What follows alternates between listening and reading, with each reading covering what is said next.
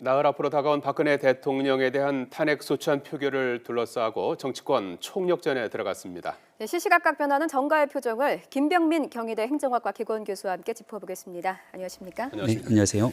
자, 흔들리던 비박계 결국은 탄핵 열차에 탑승하기로 최종 결론을 낸 거죠? 네, 맞습니다. 거의 황영철 대변인의 이야기에 따르면 더 이상 이제 야당과의 협의가 이루어지지 않을 경우에는 9일에 있을 탄핵안 표결에 탑승할 수밖에 없다라는 이야기를 했기 때문에 현재로서는 야당 입장에서는 여당과의 협상에 응할 생각이 없다라는 이야기고, 새누리당 비박계 입장에서는 박근혜 대통령의 3차 담화 이후로 안정적인 국정 운영을 위한 질서 있는 퇴진의 절차를 밟는 것도 상황상 문제가 없다라고 판단했던 것 같지만, 지난 주말에 있었던 촛불 집회에 준엄한 국민들의 민심이 여의도로 굉장히 불을 번진 모습들 등등을 감안했을 때 국민들의 목소리는 결국 탄핵을 바라는 것이 아닌가에 대한 것을 의견을 좀 모은 것으로 보입니다. 어쨌든 금요일 표결까지 탄핵 열차가 쭉 가느냐 안 가느냐가 사실 굉장히 국민들의 관심인데, 새누리당 의원들의 표심 관리가 변수가 아니겠습니까? 어떻게 진행되고 있습니까?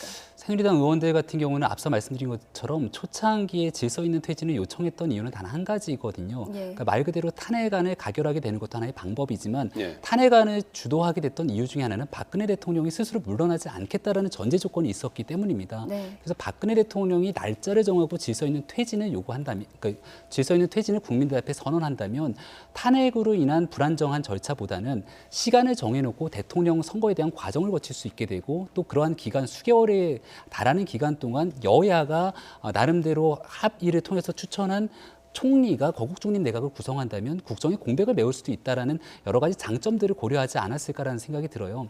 그럼에도 불구하고 결국 모든 것들은 지금 국민들의 대다수가 바라고 있는 박근혜 정부의 현 상황을 인정할 수 없다라는 준엄한 민심 앞에서 비박계도 선택의 여지를 달리할 수는 없다라고 보여집니다.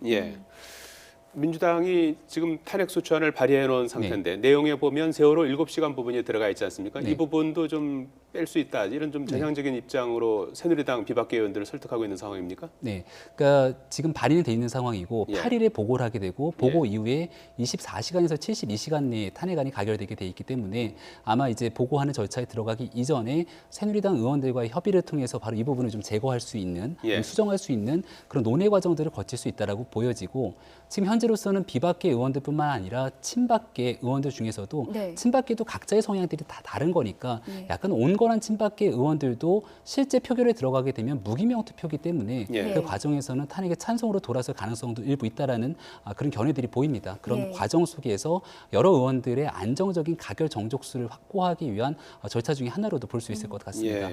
뭐 친박계도 성향이 다르다고 말씀하셨는데 황영철 의원이 오늘 라디오 인터뷰에서 이런 말을 했습니다. 친박계에도 탄핵에 찬성하는 의원이 3명 이상이다. 이렇게 되면은 정족수 가결 충족이 가능한 걸까요? 아주 쉽게 생각해서 9일에 탄핵안이 가결되는 절차를 가지게 되는데, 만약에 9일에 발의된 탄핵 소추 결의안이 부결되게 됐을 경우에 대한민국 전국은 대혼란에 빠질 수밖에 없고 그 최종 가장 첫 번째 근본적인 책임은 새누리당에 돌아갈 수밖에 없는 상황입니다. 그러니까 박근혜 대통령과 함께 결을 같이 했던 친박계 의원들 중에서도 새누리당이라고 하는 보수 정당이 완전히 죽은 정당으로 가는 것이 아니라 새롭게 탄생하는 보수 정당으로 가기 위해서 지켜야 될 가치들을 고민하게 됐을 경우에 헌법 정신을 위반한 박근혜 대통령에 대한 탄핵 소추 결의안에 찬성하는 부분을 일부 동조하는 의원들도 분명히 있을 거라고 보여집니다. 지금 야당이 탄핵안 발의할 때 171명 서명 받았잖아요. 그러면 지금 29명이 필요한데, 그렇죠? 그 한 명, 지금 김용태 의원이 한 명 있으니까 28명이 필요한 상황인데, 전체 비박계를 몇 명 정도로 보고 있습니까? 지금 현재 새누리당에서 28명의 의원들이 필요한 상황이고요. 김무성 전 대표 같은 경우가 본인의 대권 불출마를 선언하면서 비박계 의원들, 탄핵을 내가 주도하겠다고 연판장을 받았던 적 아마 기억나실 겁니다.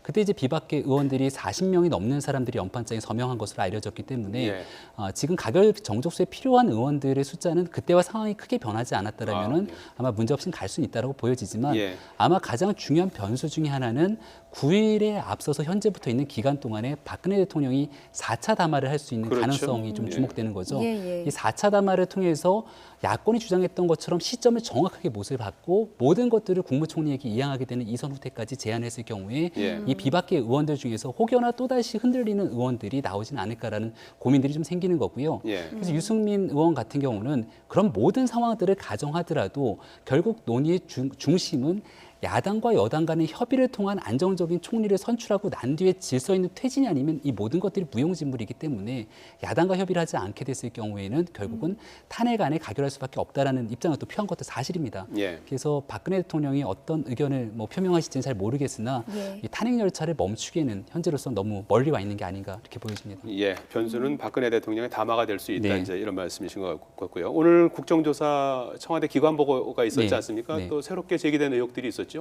먼저 안민석 의원 같은 경우가 이제 정유라 씨의 남편이라고 표현해야 될까요? 같이 이제 아이를 낳게 된 그 남편에 대한 공익근무 복무 기간에 대한 문제 제기가 있었습니다. 그래서 실제 공익근무 복무 기간 중에 독일에 가 있었던 것이 아니냐라는 의혹을 제기가 있었는데요. 여기에 대해서는 아마 병무청에서 쉽게 확인이 가능할 부분으로 보이기 때문에 자료를 제출받고 어떤 기관에서 공익근무를 했는지 과연 공익근무를 하는 기간 동안에 근무를 제대로 성실히 이행하지 않고 외국에 나가 있었다라면 이는 엄청난 물란의 중대한 사건이기 때문에 뭐 쉽게 판단돼서 나올 수 있는 부분으로 보이고요. 또 김경진 의원 같은 경우는 세월호에 대한 또 많은 국민들의 7시간 문제에 대한 의혹 제기들이 있기 때문에 이때 이제 의료 장비를 가지고 박근혜 대통령의 관저에 들어간 사람들이 있다. 뭐 이런 의혹들을 수차례 얘기를 하고 있는 상황입니다. 이제 거기에 대한 뭐 청와대 쪽에 답변은 없었습니까? 네, 현재로서는 일단은 뭐 상황들을 좀 지켜볼 수밖에 없는 상황인 것 같고요. 일단은 국정조사 과정에서 이 모든 것들을 다 밝히기는 쉽지 않은 상황들이고 아마 국정조사 과정에서 증인들에 대한 청문회 과정 등을 통해 갖고 여러 증언들이 나올 것이고 최종적인 여기에 대한 수사는 결국 특별검사의 수사가 이어지기 때문에 특검 수사에 따라 이 모든 것들에 대한 의혹들도 결국은 하나하나 차근히 밝혀지지 않을까 생각됩니다. 네, 자, 오늘 오후에 최순실 씨가 국정조사 불출석 사유서를 제출했습니다. 그렇다면 수요일에는 정말 최순실 없는 최순실 청문회가 될 텐데 뭐 의혹들이 제대로 풀리겠습니까? 그렇게 생각할 수 있는 부분들도 있을 건데 저는 또 역으로 생각해 보면 최순실 씨가 국정조사에 나와서 과연 무슨 얘기를 할까?